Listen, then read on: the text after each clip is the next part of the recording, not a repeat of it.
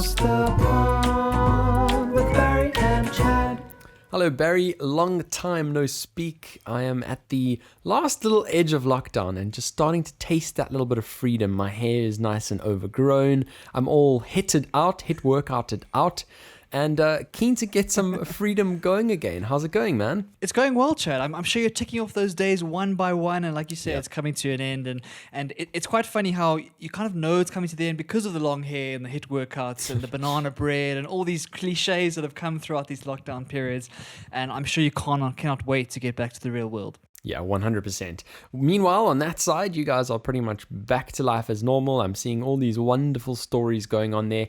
Temperatures of 36 degrees Celsius, just crazy. Chad, I am melting. I was saying to you just before we started recording, my car doesn't have aircon, and so every time I drive somewhere, I end up looking like a drowned rat by the time I get there. So it's that beautiful African sun, but what's really cool is that we've had the Joburg thunderstorms that we've missed over the last couple of years. So It's been so nice to have those crazy, crazy storms at about 4 or 5 p.m. most days, which really helps to cool things down. And so that's been a big help when it comes to the 30-degree weather throughout the rest of the day. Oh, those Joburg thunderstorms. I miss them. Barry, do you sit next to your window just looking out and soaking in the glory that is happening outside? I've got this amazing little reading chair behind me, and I kind of sit there, and there's a beautiful view out of the complex, and just watching it through the trees is one of the best parts about Joburg. It's one of those things, when you think about Joburg, you think about those thunderstorm pictures, and it's glorious as long as it doesn't hit you, because at my parents' house, they had a lightning strike that took out the DSTV satellite, which was super annoying. So I think it's beautiful if it's far away, Chad. If it's hitting your place, it's not so fun. Yeah, this is so true. I've actually explained it to a few friends on the side of the pond that a lot of complexes in Johannesburg actually have these lightning poles to absorb all of the shock, especially with those thatched houses as well. Obviously, big fire risk over there. But yeah, it's just a crazy phenomenon that I guess a lot of people on this side where you don't get a lot more, Barry, than this very slow, tiny little drizzle. Every now and then there's a little bit of actual rain. But yeah, it's interesting. Yeah, definitely. I think as far as I know, Joburg is one of the lightning capitals of the world. I think we get like a huge amount of lightning compared to the rest of the world. And I don't know why. I don't understand the geography as to why that happens. But it is one of the cool things about Joburg. And those storms can be really, really beautiful. I mean, some of the pictures you can see are absolutely insane. 100%. Barry, let's move straight on to what's happened this past week. The week that was. The week that was, Chad, I'm going to start by talking about something on this side of the pond, something that most of South Africa has been following with great interest, and it's a bit of a weird situation. But basically what's happening at the moment is this thing called the State Capture Commission, and it's been going on for the last, I would say, year, kind of on and off in the courts and in kind of all these big things. And what they're trying to do is they're trying to unravel a lot of the proposed and alleged corruption that's happened within government and within some of the state-owned enterprises in the country. A very, very important piece of kind of work that's going on, trying to figure out where are all the dodgy things that are happening, and can we kind of bring some of that to justice? And everybody you can think of has been pulled in front of this commission, and they've come and they've given their testimonies and their evidence, and they've been cross-examined by all these attorneys, and it's been quite a process over the last year. And this last week that we just went through, there was the former president of South Africa, Mr. Jacob Zuma, who was called up to come and give evidence. And for those who haven't been following or don't know South Africa in detail, Jacob Zuma is a very controversial figure. He was kind of seen as a very, very important piece of all this corruption, and has had incredible amounts of allegations against him and his cronies for what they've done from the middle of government. So calling your former president up to this kind of commission is a big deal. And so what happened was he was called and he was given a summons, I think, to be in court for the whole week, so from Monday to Friday. And the first 2 days of testimony, Chad, it was basically, I don't know how to explain it, but Zuma's attorneys were trying to prove or trying to appeal that the leader of the commission, a guy called Mr. Zondo, was of a personal connection to Zuma and therefore was biased. And so for 2 days, they were trying to determine if Zuma and Zondo were friends, in a way. That's basically what it came down to. And so they went back and forth for a long, long time. And eventually, Zondo kind of dismissed the appeal and dismissed the thing that he was going to be recused, and he said, no, we're going to carry on. There isn't enough kind of personal connection to make this bias enough for me to recuse myself. And the moment he did that, Chad, the very next tea break, Zuma just disappeared. He just left. And so Zondo came back after the tea break and had been told that Zuma had just left completely. And you could see the frustration in his face as he kind of announced it, because it was this moment of, like, that is a criminal charge to not be present when you've been issued a summons to appear in front of this commission. And the fact that he just disappeared with all of his attorneys, I mean, he was absolutely flabbergasted, Zondo. He couldn't quite believe it. And so they adjourned the next 2 days because they had planned to have Zuma in giving evidence for 2 days straight, and they hadn't really figured out what they were going to do if he wasn't there, and he just disappeared, Chad. And as far as I know, he hasn't said anything since then. He hasn't the attorneys hasn't made any statements or whatnot. Zondo's kind of said to the SAPS or the police here, listen, like, this is the story, like, are we going to arrest him? And so there's rumors of some sort of criminal charge that's going to be laid against Zuma. It's a very, very confusing situation, Chad, and something that seems to be part of a movie sometimes. Wow. But I'm actually kind of surprised that Zondo was surprised because of Zuma, the guy who has kind of dodged his day in court for how long, Barry? This has been a long time to come. And I'm not surprised that they took those 2 days and wasted a whole bunch of time on something that really had no merit in the first place.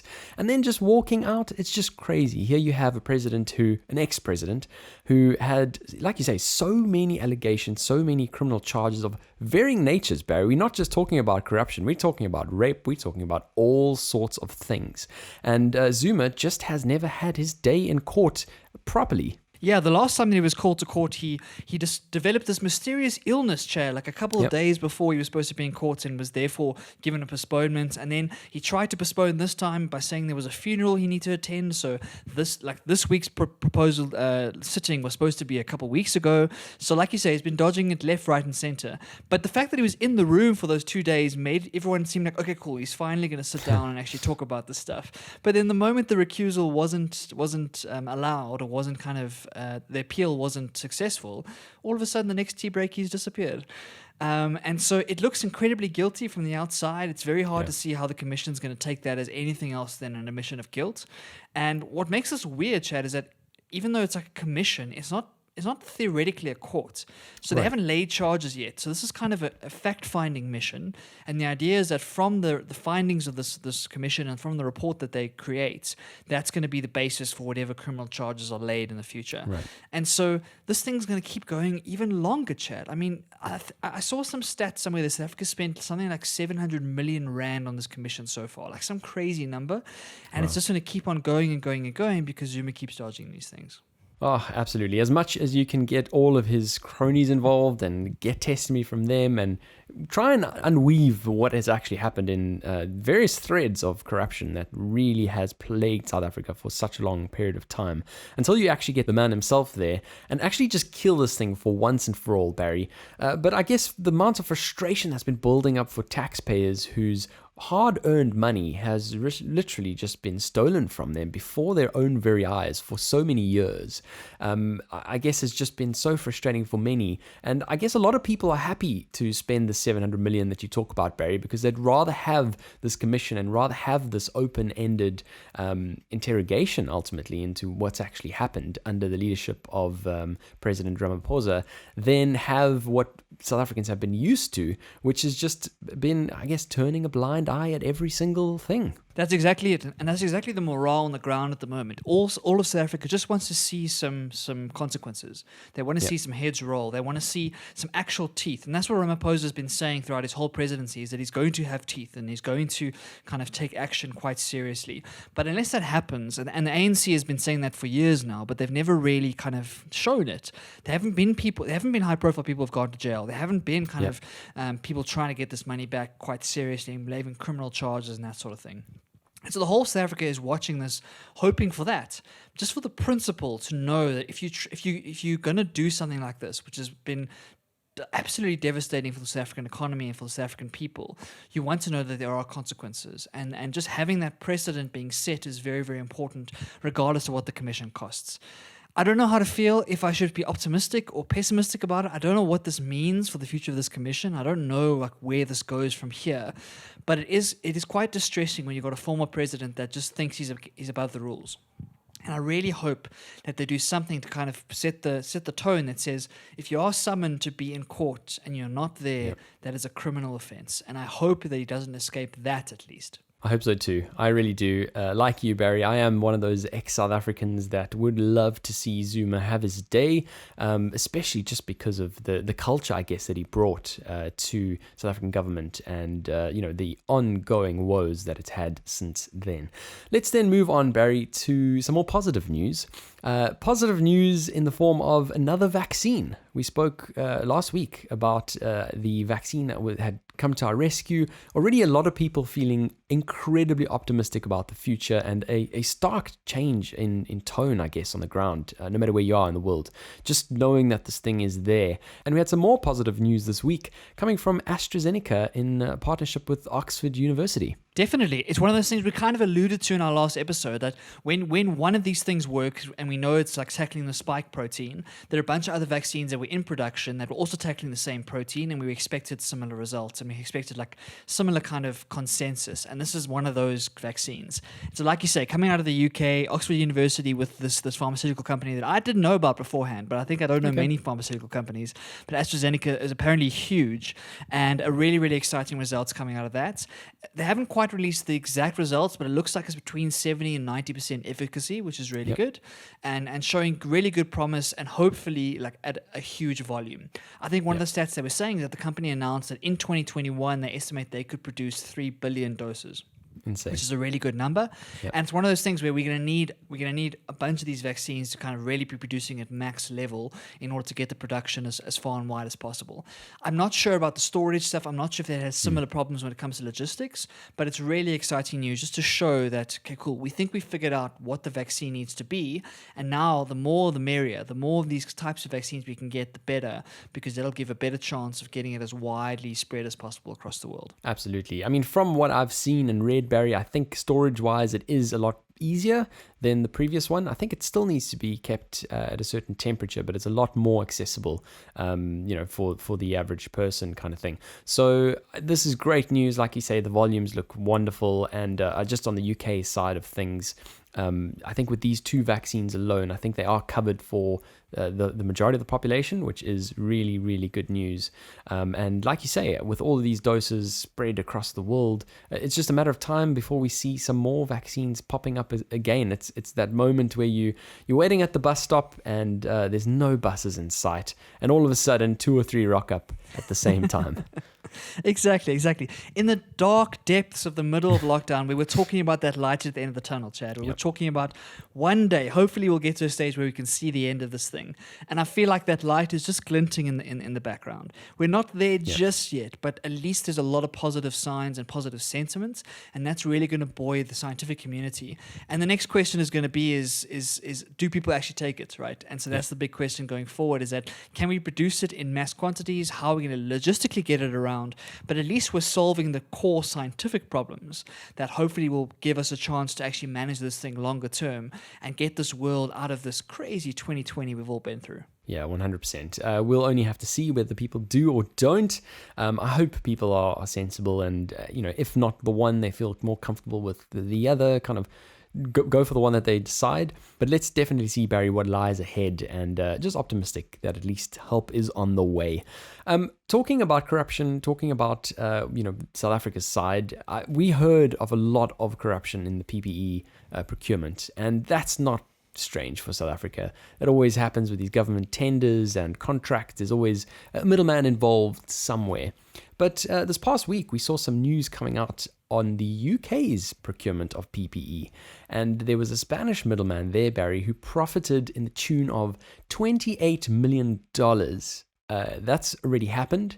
And given sort of 3 contracts that are still to come, and that still need to be fulfilled, he stands to benefit another $21 million. Absolutely crazy, Chad. And we've heard a couple of these stories in the UK, so it certainly isn't super clean, that side. And I think with any of these cases where there's like a limited supply and it's very, very desperate people to get their hands on these things, there are those opportunistic people who are able to kind of, like you say, be the middleman and kind of add their markup in between that's unrealistic or unreasonable and make a lot of money from it. And it's morally kind of abhorrent. It's really terrible in the midst of a global pandemic to do that. But unfortunately, like the human nature nature and greed is going to get in the way sometimes. And so this is a crazy amount of money for one individual, and it's really not a good sign or not a good kind of indictment on this whole PPE thing, where you're trying to help people, you're trying to save lives, but there's people in the middle just trying to take advantage, which is not great.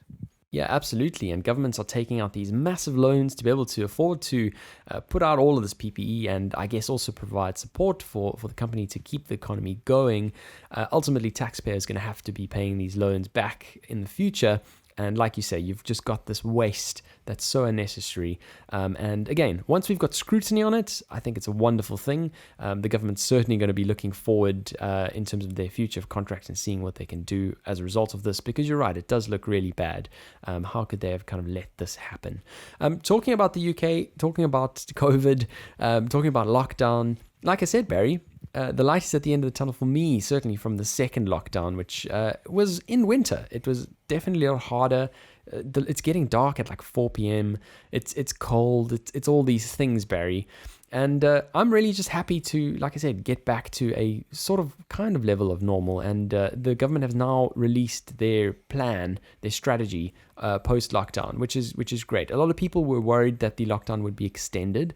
Personally, I thought that would have happened myself. But they've gone with a different approach, which I'm very happy with. And that is back to the tiering system. So looking at regional levels of cases and deciding on an appropriate tier for those levels. So today, as we talk, that is Thursday, the 26th, London will be in tier 2. And these tiers, it all gets very complicated, Barry. Like we said, as soon as you do these kind of regional approaches, it gets really complicated. But I must take my hat off to 10 Downing Street for releasing some very easy to understand charts and graphs on their Twitter page, which are very easy to access and are really useful in understanding the regulations. But good to know that I'll be in tier 2, able to again meet up with friends and family, I suppose, outdoors in the rule of six people, which is always good to know. That's very exciting, Chad. So none of your crazy house parties just yet, but at least you'll be able to see some friends and kind of feel some normalcy. I've really enjoyed watching all the memes and all the jokes on Twitter about the tier system. I saw a great one saying that I think my neighborhood's in tier 67B. What exactly does that mean? So I've really enjoyed everyone kind of laughing about how it's a little bit complicated to know exactly what you're doing. And I bet you most people haven't read all that stuff that you're talking about, Chad. And so like, people have been running away with the idea that I saw a hashtag tears for tears, as in like crying tears for tears, which I thought was amazing. And so, I think it's a way to go. It's trying to like, tackle the hotspots as best you can and kind of allow those people who are not in those hotspots to try and get back to some sort of normal life, especially in the run up to Christmas. I think a lot of people were worried about over the Christmas period, I'm not going to be able to see family and friends. I'm going to be stuck in my house. And that's the big concern, I think, for a lot of people. So we have to wait and see how things go over the next couple of weeks. But positive signs, I think, are coming to an end. And I'm hoping for your sake, Chad, that things continue to improve and continue to stabilize so that your Christmas period is a little bit more normal than what you were expecting during this lockdown. Yeah, you're so right about the tears and those memes. It's so funny. But I heard something that really was quite interesting for me today when Boris Johnson was doing his briefing this evening. And that is a little sentence that he said, which is, your tier is not your destiny, Barry. How dramatic is that? And this is then talking about the rapid testing strategy that they're looking at for the future. So I think they've trialed it, and essentially the idea here is you have a mass amount of people getting tested at one particular point in time. And these are tests that turn around really quickly. We're talking 15 minutes kind of thing, you get a result. Oh, wow. And basically what he said is, if in that testing process you actually get a test and you test negative, you might be able to have more liberties than your area allows. And so this was also a very interesting idea for me. And like we talk about all of these movies, these conspiracy movies, are you going to have a band that shows that you were tested negative? How does this work? It's a real life zombie movie coming to life here, Chad. And who's going to be the zombies and who's going to be the humans, right? I think it's a really interesting thing. And I think this discussion's also happening in the vaccine community, talking about how we're going to distribute these vaccines. And so I was reading something about politically, it's going to be difficult to not spread the vaccines as widely as possible, right? So you might say, if I've got a million doses this week, should I be spreading it equally across all the counties or all the states in whatever area that I'm in? Yeah. And the right way to do it is not that way. The right way is to do concentrated areas, so that you kill the virus in specific areas, which allows those people to go back to work, rather than diluting your effect over a whole city or over a whole country. But politically, that's very, very difficult to do. And so in the same way, this is also going to be very difficult to do. So I think it's a great way to do it, and that mass testing, if it works like that, is really cool, and it really bring people back up to board. But what's that going to do for the people who are not in those groups and feel kind of hard done by those policies? And that's always the trade-off you're playing here between what is best for the health and what's best for the greater good versus the politics of dealing with different regions and different cities and different states and countries. So true. always interesting. Yeah, so true, Barry. But then just in terms of that distribution, I guess the going up and down the age bands also kind of makes sense as well. So once you've tackled how you're going to distribute it, regionally, then you next tackle, well, who actually gets it first? And the government's also unveiled their approach there, which we've briefly discussed, and that is by going down the age bands, obviously, where your fatalities are most apparent. Yeah, it's going to be a really interesting social experiment to see how different countries do it and how they think about these things. So across age, across gender, across like comorbidities, across location, all of these variables are going to play a part because you're not going to have enough vaccines to give to everyone on day one. And so you're going to have to think quite carefully about how you do it. And I think there's a lot of people working on that right now and thinking about what would be the best way to do it. But again, you're balancing the politics as well. And so it's going to be interesting to see, Chad, how many of the perfect best practice ideas are actually allowed to happen rather than a more politically kind of stable kind of way of doing it, if that makes sense.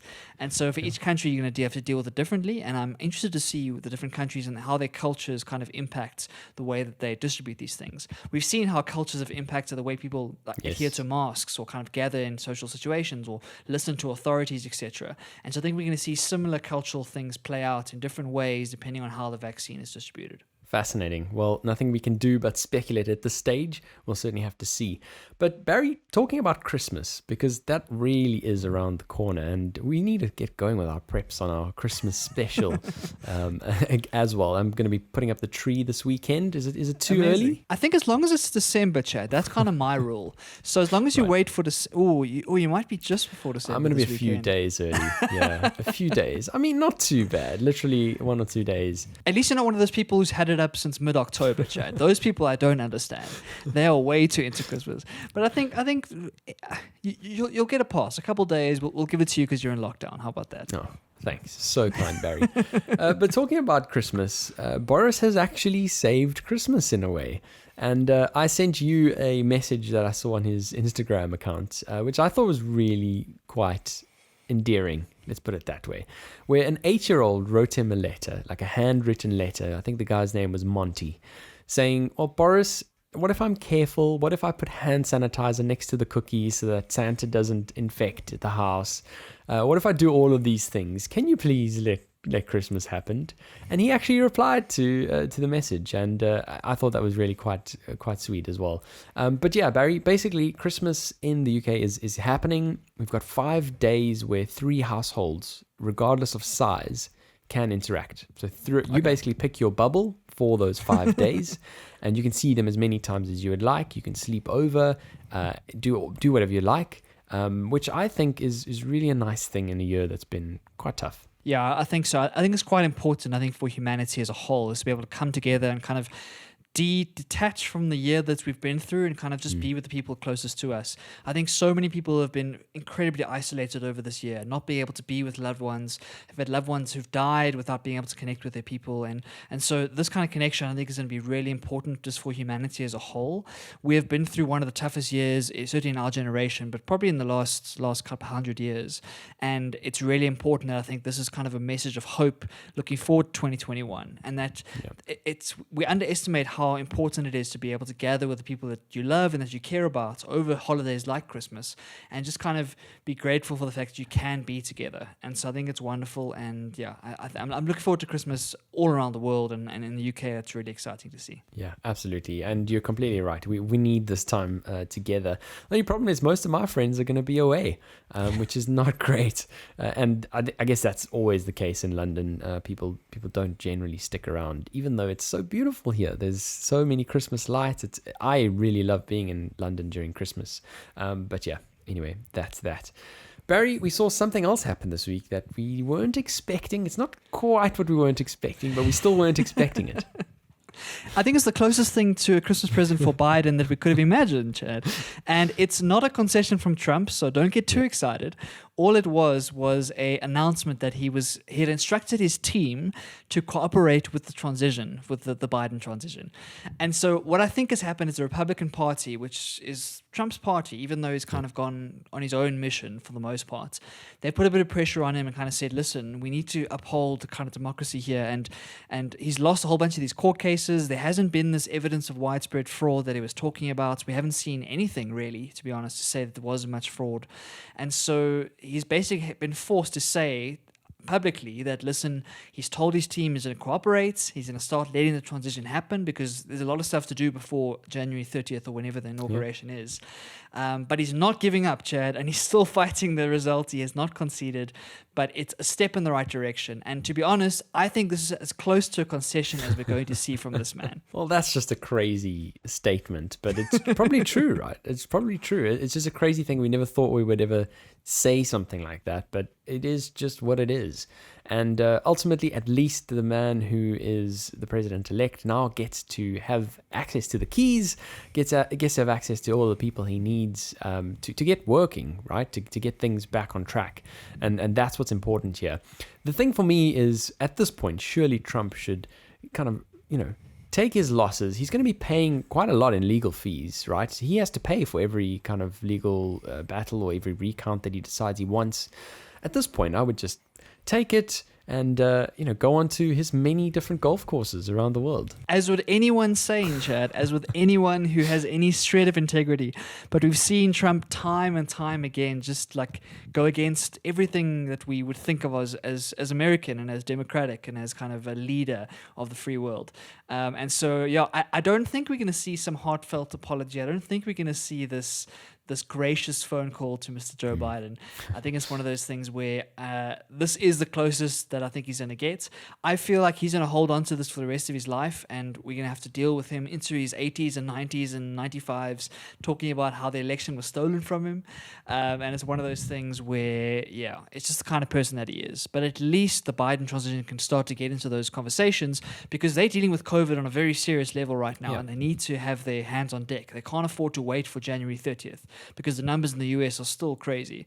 And so they need to get in there and make sure they have their COVID kind of task force in action as quickly as possible, so that they can try and get things under control on that side. Yeah, absolutely. Well, hopefully that happens, Barry, but we never know. What is life like after presidency for Trump? Do we see another season of The Apprentice coming in the next couple of years? Chad, there's rumors, and I can't believe I'm going to say this, there's rumors of Trump TV. Of a TV channel called Trump TV. And it sounds perfectly on brand. It sounds exactly like what he would do. So, yeah, that is the rumor. I don't know what the truth is. I don't think he's going to be quiet, that's for sure. I don't think we've heard the last of him. I think he's going to be very vocal for the rest of his life. But I don't know if he's going to rather spend his time playing golf and kind of tweeting from the sidelines. So who knows? Who knows? Yeah, let's see about that. Now, this next story that we want to quickly touch on, Barry, is something that is quite crazy. And it reminds me of the story of Scottie Pippen when we were watching this Michael Jordan documentary series. And obviously, that was before our time, the Scottie Pippen debacle. But it's kind of the same kind of thread as this one that we're going to discuss now. Yeah, definitely. And I've got some confusing ideas around it, Chad, so I'm keen to hear what you think as well. But basically, the story goes Dave Chappelle, which is probably one of the biggest comedians in the world, has been kind of right at the top for the last couple of years and has like known as a great in the comedy world. He has been around for a long time. He started comedy when he was 25 and now he's in his mid-40s and he's had like a really successful career. And right at the beginning of his career, he signed a deal to make a show called the Dave Chappelle, I think it was called the Chappelle Show. And it was a very, very successful comedy show that really kind of catapulted him into his success and really made him who he is. And that show, at the time, what we found out in the last week or so is that he signed a deal to make that show that was very kind of predatory in a way. So as with a lot of these entertainment deals, if you don't have any fame and you're trying to make it and you're so desperate to kind of get your break, often you'll end up signing a deal that is not kind of to your favor because you're desperate to make it happen and you don't know like how successful you're going to be in the future or how successful the show is going to be. So we've heard lots of these stories about these contracts where the artists and the people actually making it get screwed by these production companies because they take a bet on him and they kind of reap all the rewards afterwards. Yep. And so in this case, it's exactly that. And since the show had finished airing, he hasn't earned a cent from it, even though it's been streaming around the world, like even way after it was made. And recently it's been, I think HBO picked it up to stream it and Netflix as well. And so he got very angry about this fact that he wasn't making any money from this and these guys were making all of the money. And he kind of said to his fans, listen, I'm not getting paid for this. I don't agree with the way this is being handled, and therefore I want you to boycott my own show. He basically asked his fan base to say, please don't watch it. Just like boycott it, unless we sign a better deal for these streaming rights that I signed away years and years ago when I was a kid. And the most interesting thing about it, Chad, was that he actually phoned Netflix and he said to Netflix, listen, this is the story. I don't feel like this is fair. Please take it down. And Netflix did.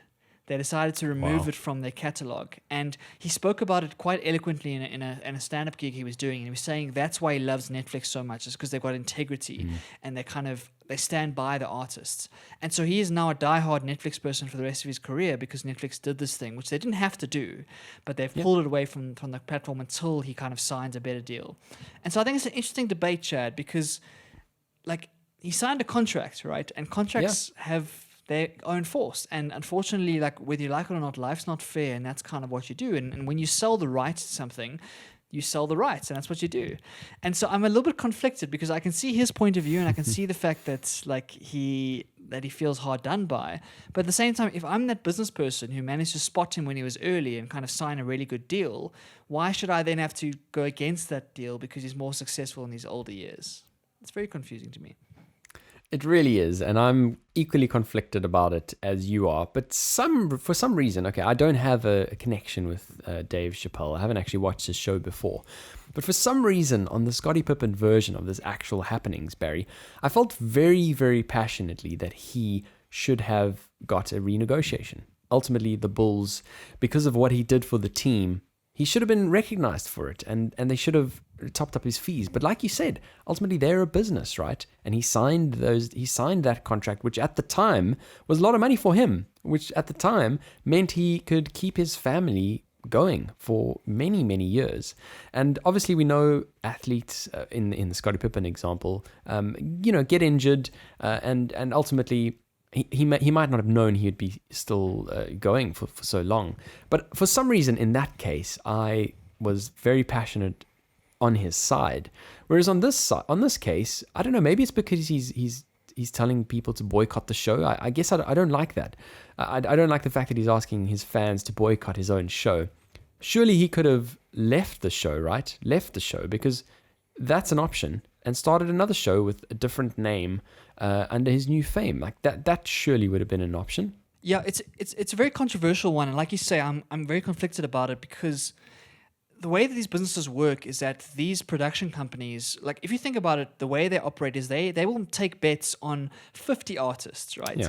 Knowing that 48 are not going to work out and you're going to lose money on all 48 of them.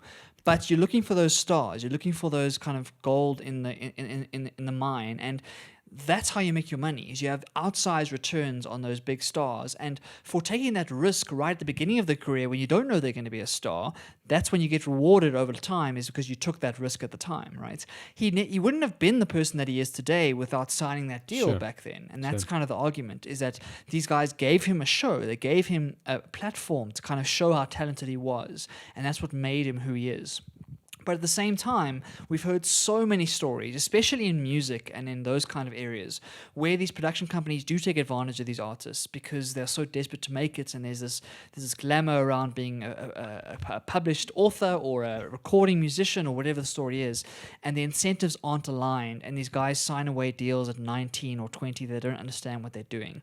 And so, yeah, it's such a delicate debate, and it's so difficult to see. And with Dave Chappelle, he's got so much power, he's able to make moves like this. But if you look at someone who's a lesser celebrity or someone less successful, they get screwed by these deals and they can't do anything. So there's an argument to be made about Chappelle kind of standing up for the rest of the artistic community who aren't able to make these kinds of moves that could destroy his career, because he is big enough that it won't destroy his career. Does that make sense? Yeah, it does make sense. It does make sense. And I think the thing that we need to specifically think about here is that streaming was not a thing when he signed his contract, right? Yeah. It's a completely new thing. So, I mean, in all fairness, I think the production company should be able to address a new stream of revenue that they weren't getting before. Which is interesting, and I guess it's something that we see in corporate life, on a daily basis kind of thing, where, like you say, maybe it's not the right thing to do, but companies do stand by contracts. And that's how business works, right? And if you're going to go against that, and if you're going to start invalidating things and like kind of setting a precedent like this, it's dangerous, because the whole idea is that these contracts are supposed to kind of lay out the agreements, lay out the various terms and conditions. But I imagine that this contract has something like any future revenue streams become ours. And like you say, streaming wasn't around, and they maybe couldn't have foreseen streaming. But now, of course, streaming is the main thing, and it's the main revenue generator. And so they would have made a lot of money selling it to Netflix and HBO and etc.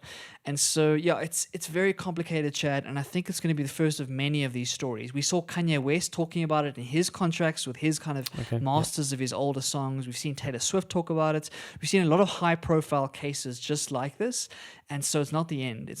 And I think that artists in general are getting more savvy and hopefully more kind of understanding as to, if I do get huge, am I protected? Do I have the right things in place to make sure that I actually capture that value, and that I'm not being taken advantage of because I'm 19 and I can't see where I'm going just yet? Yeah, absolutely. And the other thing we've seen, Barry, is we've seen some mitigating factors too. We've seen some new record labels being launched that tackle these specific points. So the one that I worked for before, AWOL, which Phineas is signed to, specifically lets artists keep a lot more of their own revenues, kind of thing, keep their masters, all that kind of stuff.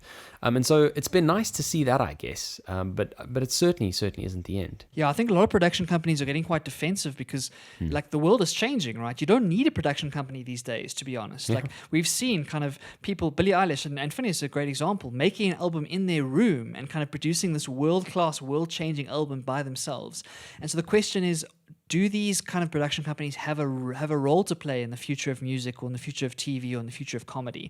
And that kind of existential threat to them makes them way more defensive in these sorts of deals, and that's when things get a bit nasty. And so, like you say, hopefully we see more companies that are more kind of understanding of where the world is going and can be more artist friendly, because they're going to win in the long run if they are able to offer artists a much better deal. And so, yeah, that's where the innovation needs to come in these spaces. How do you think about this going forward when your production is not necessarily needed, because the barriers to entry to make a song or to make an album or to put on a show is much lower than it used to be? It's a whole new world, Barry. A whole new world. Let's then move on.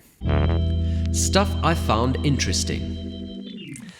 We're sticking to comedy, Chad, and we're chatting about another comedy legend, the man by the name of Kevin Hart. And the reason I'm bringing him up is because I watched his brand new special on Netflix the other day. And it is a special that he does from the inside of his house, Chad. So normally we think of Kevin Hart, we think of him in big stadiums to thousands and thousands of people, these ginormous productions. But of course, COVID has put an end to all of those dreams. And so what he's done instead is he has put on a special for about 30 people, I think his friends and family, as far as I understand, in his living room, which is it's not really fair to call it a living room because he lives in this ginormous mansion and it looks like a proper theater. So it doesn't feel legit to call it his house. It seems, but there we go. He lives in a different world to you and me, Chad. And he put on this special, and I thought I just wanted to bring it up because it was such an interesting kind of change to see what comedians are doing in this COVID world when they aren't able to perform in a normal comedy theater with lots of people. Amazing. And I bet he's making a heck of a lot of money, like you say, producing it himself in his own home. Obviously, Netflix has got some standards in terms of cameras that are actually used. I don't know if you've ever seen those kind of standards, Barry. But for me, it is fascinating that they release that. They release the standard, basically saying that anyone that has those cameras can submit something to Netflix. And I think that is remarkable. But you're right. I think this talks really well to what we just spoke about, and allowing people to actually produce their own things, where, historically he would have been at a theater and I'm sure would have had to pay royalties to the various production companies, all that kind of stuff. Great that he can actually release this. What was the name of that special, Barry? The name of the special was called Zero Fucks Given, and it is talking about all of the things that he gives zero Fs about, Chad. Right. He makes a lot of jokes about COVID. He makes a lot of jokes about his family. He's very much a family man these days. And so it was a very interesting special because it kind of felt like he had matured a lot. I remember watching him when he was much younger and he was much more brash, much more in your face, much more kind of very intense. It feels like he has matured as he's become a dad and gone. He went through a horrific car accident last year, and so he's been through a lot in the last little bit. And so I really enjoyed it. And like you say, it was very interesting to see in his living room. But even saying that, if I didn't tell you it was his living room, and if he didn't tell you, you would not know because it looks like a theater. That's how big it is, and that's how well they put it together. So it's a really well-produced special, and one of the few comedy specials that have come out during COVID, Chad, which I thought was interesting. Yeah, amazing. Gonna have to give that a watch, and gonna have to mark this episode as an explicit episode, which is, it's not a bad thing necessarily, Barry. I mean, if we look at our demographics, typically we're targeting the older sort of generation. So I think we're okay to mark that one stamp on this episode. I think so. And especially for my friends who know that I don't swear that much, that'll be a really nice Easter egg for them. So that's all good. Yeah, that's really cool. Gonna have to check that out, and we'll let you know what I think, Barry. So the next thing, which is something that I found interesting this week, and I'm sure has been a bit of an annoyance for a lot of people who are addicted to social media, and that is Instagram's layout change. Oh my gosh, how annoying. But not just going past the annoying part of it, I kind of feel like it's premeditated in a way. What they've done, Barry, is they've moved the shop button to where the notification button used to be. So everyone kind of logs into their app, goes and clicks the notification button, what's been going on, what have people been liking, what's been happening. And now you're taken to a shop front, which, quite frankly, shouldn't be in Instagram in the first place. Do you agree? Chad, it is genius and evil at the same time, because I think it's exactly premeditated. I think that's exactly what they intended to do, because my finger habitually goes there, and so I've clicked there a couple times and been frustrated when it's like, damn it, I forgot it's moved again, and now it's like further away and I have to move. I understand why they did it. I think it's a bad move, to be honest. I think that Instagram feels like it's going the way of Facebook, where it's getting more and more bloated. Just in the way, if you want to try and create something now, you click on that little plus button, and you have to make so many decisions. Is it a story? Is it a post? Is it a reel? Is it an IGTV? Is it a guide? Is it a guide? Have you seen that, Is it a Barry? guide? You can now make guides. It's just crazy. I saw you make a guide. So I mean, how many of these features are going to plug into this app? And now there's a shop front, and you see Instagram are pushing kind of the retail aspect of things, and I'm worried about it because I am so frustrated with Facebook right now. And when I go into Facebook, I hate the experience because it is so bloated and there are so many things there, and it's lost its kind of special feel. And Instagram has been the thing for the last couple of years. It's been kind of the leader, and I worry that it's going that way, Chad, with these sorts of updates. I agree, and I think they might already have gone that way, Barry. Like you said, I think it might have already gone one step too far. Let's certainly see whether it actually affects yours and my experience on a day-to-day basis. But you're right, sometimes it's just too many decisions to make. Sometimes the limited number of features actually, gave us a lot more enjoyment in Instagram without being able to have these custom features and custom filters and do all these kinds of weird things. Sometimes having that limit element to it makes it a lot more special. Don't you agree? It really does, and I think it's a natural progression as a business matures because you're always chasing revenue, and so obviously Instagram will have to or Facebook as a whole have to deliver results for their shareholders, and so they have to turn on monetization wherever they can. But unfortunately, it does degrade the user experience. Instagram was so pure when it was just photo sharing, right?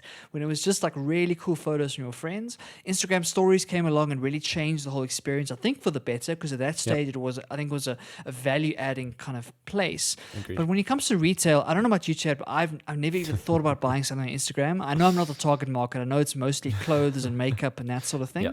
So maybe I'm just the wrong person to be talking about this because I don't see myself buying anything off Instagram. But it's one of those things where it does start to feel like it's very, very confusing. And in Twitter, Chad, I don't know if you've seen Twitter, but Twitter following a similar thing where they've introduced stories into Twitter. And so if you go to your Twitter account right now, there are now stories at the top, which I think is another stupid idea. Because again, what was so great about Twitter was the lightweight feel of being able to just go in and kind of see your thoughts from all the people you follow immediately. And now they've got these stories at the top, which they're calling fleets, which I think is hilarious. And I think, again, it's this consistently chasing this revenue to allay shareholders that I think will be the death of these apps over time, Chad. Gosh, and actually, when you mentioned it, I actually do think I did see it. When I don't go on Twitter that much, but the last time I did go, I did notice it. And Barry, I saw you had one up there. I'm going to play the game, Chad. Just because I hate it doesn't mean I'm not going to play the game. And so I've been experimenting with some fleets, and they've got 0 engagement, 0 impressions. So it hasn't gone well for me when it comes to the fleets. So I definitely tried it out once or twice, Chad. But I think that everyone is kind of going this way. I don't know if you followed the Snapchat news as well. There's lots in this space. Snapchat are launching a TikTok competitor, which they're calling Spotlight, which is basically a carbon copy of TikTok and trying to compete in that space. And so it feels like the social media environment right now, Chad, is going a bit insane, and I don't quite know what to make of it. I don't quite know what's happening. I know TikTok is getting absolutely huge, and it keeps growing month after month after month. The number one creator, Charlie D'Amelio, just hit 100 million followers on TikTok, which is an insane number of people. Yeah. And so, Chad, I think over the next couple of months, we're going to see a lot of movements from all of these big social media companies. And unfortunately, I think all across the board, I'm not very optimistic about the changes. Wow, what a time to be alive. What a time. Like all of these changes happening at the same time. It's just a bit too much, if I'm all honest. It's a bit too much to keep on track of everything. I feel like an old man by saying that, Barry. But it just is. I don't want to log into an app and have no idea what I'm doing. Feel like I'm a complete noob again. It's just a bit too much. And at the same time, we're seeing documentaries and all these kinds of things about social media, about the effect on your life ultimately. And a lot more people, I think, are having these experiments of pulling away from it a bit. And I think they're actually reaping some pretty good rewards. Yeah, definitely. I mean, I'm coming up to December, Chad, and over the last 2 years, I've taken the month of December off social media. And so I'm coming to that point again. And it's like this reckoning. It's this reckoning of coming to terms with why do we use these things? Like, what value are we getting out of it? And what are we giving up in order to get that value? And I think a lot of people are having those discussions because of the documentaries that you speak about. But then on the other side of the coin, these companies are just trying to chase money at the same time. And so it feels like we're coming to a breaking point or some sort of clash in the next year or two where we're going to have some real conversations. And whether these apps die, whether they kind of take off even more than they have already, whether we see new apps coming in that try and kind of think about the philosophically a little bit differently, I don't know. But I don't think that if we're chatting about in 2 years in the future, Chad, and think about what social media we're talking about in 2 years' time, my gut feels that it's not going to be the types of things we're talking about right now. I think there's a lot of change coming in the next little bit. Interesting. Really, really interesting. Well, let's then move on and look ahead. Looking ahead. Right, so we've chatted a lot about facial recognition on this podcast and about all of these deep fakes, Chad, where you're able to put your voice or your words or even your face onto other people's faces and really make it look very realistic. And we chatted about the neural filters and Adobe and all that stuff. There's a lot of this stuff that we've talked about in the past. And I came across a company/app called Xpression Camera, which is kind of insane, Chad. Basically what it does is it allows you to do deep fakes on yourself in real time. So rather than taking an old video and then kind of rendering it and kind of making it into something else, it's able to, on your Zoom call, you can click a button and become the Mona Lisa. And all of a sudden, the Mona Lisa is speaking at the same time that you are, and you're kind of deep faking onto that Mona Lisa painting. And from what it looks like, you can do it with any image you want. So whatever person you want, whatever kind of environment you want to be on, in real time on your Zoom calls, right? So it is a crazy, crazy application of this. We saw it coming, but it's crazy that it's here already. It still looks a bit wonky. It doesn't look perfect, and it looks a bit silly at this stage. But for a version 1 product, it's gained a lot of kind of publicity and a lot of like debate in the environment as would be expected, because it's an app you download, it's one click, and then it's happening in real time. And that is terrifying to me, Chad. What's the use case here, Barry? Why would you want to actually download this app unless you are doing nefarious things? Chad, that's the funniest part, because you watch their sales video and you can see them desperately trying to grasp for use cases that just aren't there. So the one use case they were talking about was if you want to be on a Zoom call in your pajamas, but you want to look like you're in a suit. And so the guy was sitting on a call with his boss and like faking the suit on. And then there was another one where it was just for fun, like becoming a painting or whatever. So there are no use cases really, Chad. And that's kind of the weird thing about this company. Like the sales video I thought was hilarious because I think they're grasping at straws. But what it does do, it points to where the technology is going. And the fact that this is publicly available as an app for anybody to use, who knows what's coming down the pipe. And so I don't think these guys are going to make it big. I think it's kind of a gimmick, and then people will forget after a couple of days. But it kind of points to where this technology is going. Yeah, really interesting.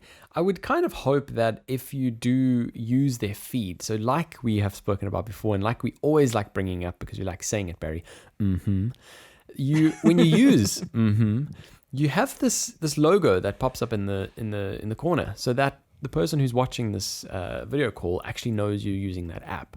I feel like they have, any company who implements this type of feature in the future that we're talking about, this Xpression Camera, has almost a moral obligation, I think, to have some sort of marker to have the recipient know that a deep fake is being applied here. Definitely. And unfortunately, I don't think that is common knowledge or common understanding. I think that is still an ethical dilemma we need to talk about as a society and as the people making decisions about how do you regulate this sort of thing. I think it's very important. It kind of talks that discussion when Google released their robotic assistant that was kind of booking hairdressing appointments and stuff without a human involved. And they had regulations in place where they had to announce, I am a robot, I'm not a human, because it was unfair that they didn't know, right? So it's that same discussion, is that as we start to manipulate things in real time, audio and video and pictures and whatnot, are we able to kind of watermark things and kind of say, this is synthetic media, this is not normal, this is not raw, real footage? And if we aren't able to do that, it causes a whole lot of drama for fake news and for kind of misappropriations and manipulations of people's words and all these things that are very dangerous for society. So we have to figure that out somehow. We have to figure out a way of how do we differentiate between real media and fake media. Because before we know it, you're not going to be able to tell the difference with the naked eye, and that's when things get really, really tough. Wow. One crazy thing after the next, Barry. Yeah, that really is quite interesting to hear about. I must go and check that sales pitch because it sounds a little bit hilarious. I am always such a fan of high production, high quality items, and whenever I come across anything that is not, I can't help myself but have a good chuckle. Barry, shall we move on then? Let's move on, Chad. Develop and grow. All right, this is a section of the podcast that I feel like we have been neglecting, Barry. I feel this guilt deep down inside of myself that basically tells me the fact that we're not talking about this stuff is the fact that we're not thinking about this stuff. And ultimately, we need to get better and we need to get this on the agenda in a big way going forward. And today is not really that. Not really. But anyway, let's have a little bit of a discussion. And it's really talking about how to save some money, how to resist the urge to purchase something that is brand new. And this is something that I fall victim to very, very often. We were speaking about the Apple releases, Barry, all three of them. And in every single case, you get swept up in basically the salesmanship, ultimately. Great production stuff, all these wonderful consumer goods that are undoubtedly incredible. But we don't need all of them. We don't need them all ourselves. But how do you do that? How do you resist the urge to purchase it? Let's say you are willing and able to buy it. Let's say you have enough money and you do want to buy this thing because you think it's going to add so much value to your life. I think what you should do, and what I typically do, is wait. Just wait for it to lose its shine. It's a crazy thing to think about, Barry, but when you do let the product get released and you do watch everyone doing their unboxings and getting swept up in how happy they are to have these things, etc., etc., etc., you are able to then ask yourself the question a couple of weeks later, a couple of months later, okay, do I still want it? And if you still want it, then for me at that point, you are well within your right to buy it. And that's exactly what I did with my camera. I only bought it, I think, 4 or 5 months after it was released, maybe even more than that. And I found the exact same thing happened to me with this new iPhone, where I really wanted to buy it after the release. Like I was 100% sure that I was going to put my name on the pre-order list, and I haven't. And now that we are where we are now, Barry, I have no desire to. I think it's a really important conversation to have, Chad. And I think that when we're recording this, Black Friday is tomorrow, right? So it's that key moment where people go crazy when it comes to material items because they see all these big sales. And like you say, the impulse to buy those things is engineered. Like that's why they have those events, is to kind of build that hype and build that thing and make you feel like if I don't have this thing, I'm going to be left behind. That's this whole feeling of FOMO that drives all of technology, drives all of materialism in a sense. And we are so easy to, especially when you have the money, when you have the means to do it, it's very easy to impulsively say, cool, I'm going to upgrade because of course it's got a better camera, it's got a better this, it's got all these different specs. But if you actually have to sit and ask yourself, what do I use my phone for right now? Or what do I actually need this for? Very quickly that kind of falls away and you realize that it's just cosmetic in a lot of cases. And so that strategy of waiting is absolutely golden. Yeah. I follow 2 guys called the minimalists, and one of their rules they say is that when you want something, they'll have like a wish list on their phone, like a little note, and they'll write down what they want and the dates, and they'll say to themselves, okay, in 30 days time, or you can set whatever days, whatever it has to be, but you set whatever time you want, but they said 30 days. They say, in 30 days time, I'll look back on that and then say, do I still want it? And what they've found is that in 95% of the cases, they've completely forgotten about that thing that they wanted so badly, and they've managed to survive this last month without it. So why do I need to go and spend all this money? So I think it's a really good strategy, especially if you're one of those people who does kind of impulse shop and does kind of get caught up in the hype, which we both do because we both are gadget heads, right? And we both love this stuff so much. But it's important to realize and kind of really think objectively, how much value is this actually going to add? Is this actually going to improve my life? Or is it just a shiny new toy that I'm getting very excited about and it's going to lose its shine, like you say, after a couple of weeks? Yeah, and that's the thing. It loses its shine when you don't have it, but it does lose its shine when you get it as well. You think you're going to get this thing and you think about this new person you're going to become. I don't know if you've done it, Barry, where you get obsessed. Like I've literally had in many, many years ago, when I was getting a new computer, it was like way back when you custom build this computer and it's going to have lights and all of these kind of things. And I just pictured myself being like a different person. Like I would not even sleep. I was not able to sleep when I was a kid, kind of so excited for this new thing. And you're right, you get it. Once you get it, it is great, cool for the first day or two, but it loses its shine then too. So rather let it lose its shine before you've got it. And then, once you do have it. I mean, that said, some things do genuinely make you happy, and some things do genuinely very much improve the quality of your life and the efficiency in your time. But some just don't, and we need to think about it a little bit more. Yeah, that's the key dilemma, is trying to detach the actual utility of whatever you're buying from the status that you think it's going to give you, right?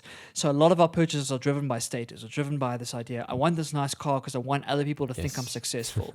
Or I want this phone because I want to be the person on the cutting edge of tech and I want to have the new shiny thing. And we have to try, and it's very hard to do, it's very easy to talk about, very hard to do, is to not let other people's opinions get in the way and actually assess, does this add value to you? When I bought my MacBook, which was a very big purchase for me at the time, it was a serious decision that I made because it was a lot of money. But it has been one of the best purchases I ever made because it's made me so much more productive. It's enabled me to do so much more than I was able to do on my old laptop. So I look back on that purchase with pride because I'm really happy with that.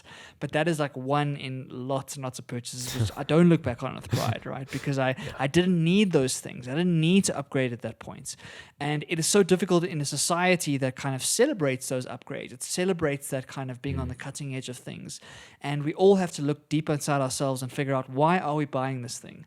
Are we buying it to impress people around us and kind of look like we've made it and we're succeeding and we're accomplishing things?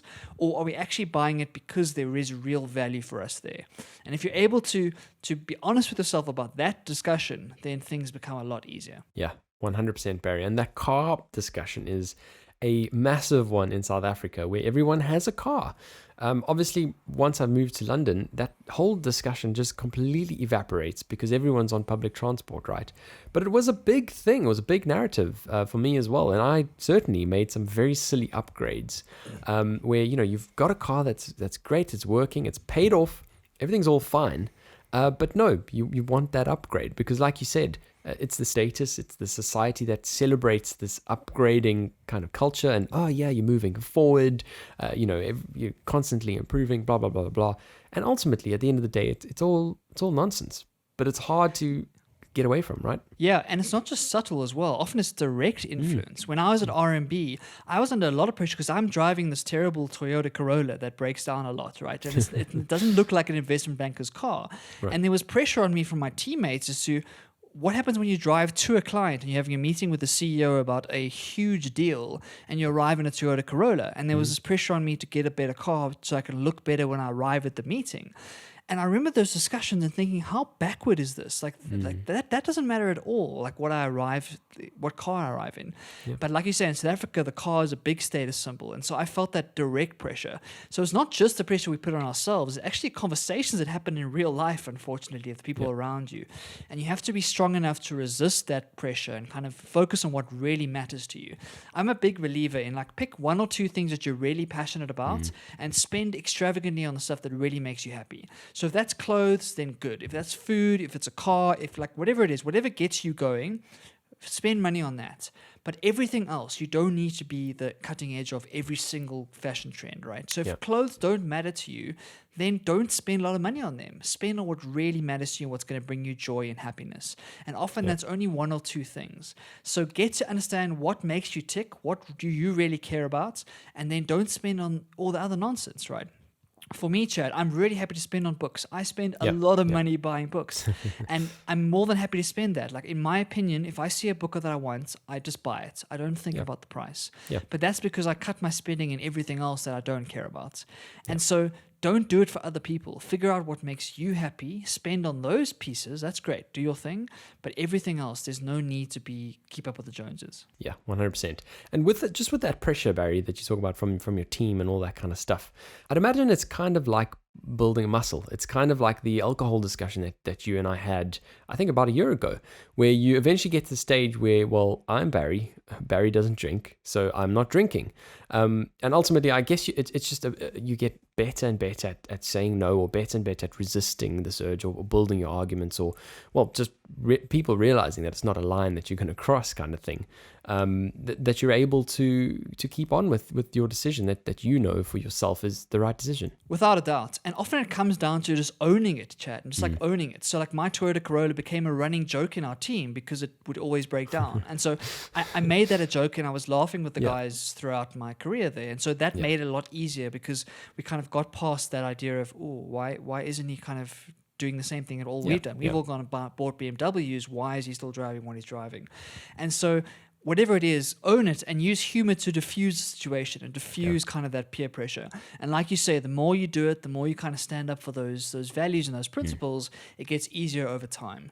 And so if you're struggling right now and you feel like you are in these status games with people around you, start with something small and just kind of work that muscle, like you say, Chad, and see if you can kind of move towards a world where the material items don't matter as much and you're focusing more on what brings me value, what brings me joy, and that doesn't always have to be a material thing. Often it's an experience, it's connection with friends and family, it's other things that are you can't buy with money. And once you get to that point, you've got a much better chance of longer term happiness, rather than buying a brand new car, being super excited for 2 weeks, but then the novelty wears off, and then at the end of the day, it's just a car. Absolutely. I kind of said that we weren't going to talk about develop and grow type stuff, but you know what? I let us down because we completely did. And I think that was a wonderful, wonderful note to end this episode on, Barry. Definitely. I think that because it's the last segment in the show, we often don't have time to get to it. So we need to make more of an effort to leave some time for the end, because it's certainly one of my favorite sections. And we'd love to hear from you. If you resonate with these kind of discussions, please let us know. We'd love to hear, like, what are you doing for Black Friday? Or what do you spend lots of money on? And kind of how are you dealing with these topics? Because we are also learning ourselves, Chad. We are not perfect by any stretch of the imagination. And so if you are listening right now, let us know what you think. We'd really love to engage on these kind of topics. And how do you do that? Well, you can either click down below and leave us a voice note. Click in the anchor link that you'll see in every single one of our podcasts if you're listening to us, and you leave us a voice note. Otherwise, go to any of our social media pages. We are on Twitter at @across_podcast, Instagram at @acrossthepondcast, and Facebook Across the Pond Podcast. Send us a fleet, an IGTV, a storylight, a TikTok, whatever you send us, we'd love to hear from you. That is it for episode 54 of Across the Pond. We hope you've enjoyed listening or watching wherever you are in the world. We'll see you back here again, same time, same place, for yet another episode of Across the Pond. Pond, across the pond with Barry and Chad.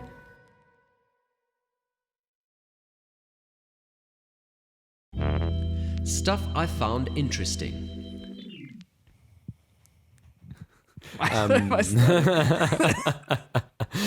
Time for, complete no reason with the man himself there. Just to put this thing to an end for once and for all, Barry, sorry. It's all good. Why?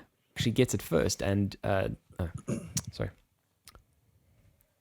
The dot's gone, Chad. It's had like a really successful career. Sorry. Bloopers. Your first one today. I was about to say, as long as you include all yours as well, yeah. You've been doing well, yeah. See, I'm better at night than in the morning for some reason. I don't know why. Nocturnal creature. I'm a nocturnal creature. Okay, cool. Looking ahead. Oh, whoa. I skipped. Sorry. I was just waiting for you to go in. A whole new world. Oh, shit, sorry. Oh, no, I didn't mean it. I thought you were gonna. All right. Stuff I found interesting. Stuff We're I sticking to- found... Oh, sorry. Sorry, you go for it. No, go for it. You were the... Yeah. Okay. 2 years in the future, Chad, we look back on what we have to... I was just like... I can't help myself but have a good chuckle. Barry, shall we move on then? Yes. I'm sorry.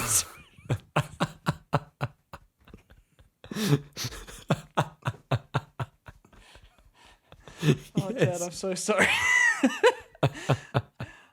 I thought we were done. I thought that was it. And without a doubt. And I don't know what she's like.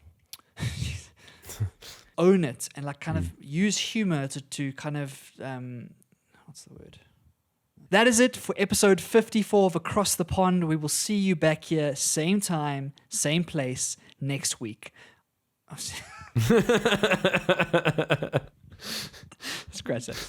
That is it for episode 54 of Across the Pond. Thank you for listening. Thank you for watching. We'll see you again next week.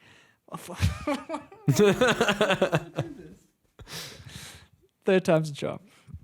You and your life. All of this and loads more on the latest episode of Across the Pond. So slick. So slick. Trying. Awesome, man. Nice, Awesome. dude.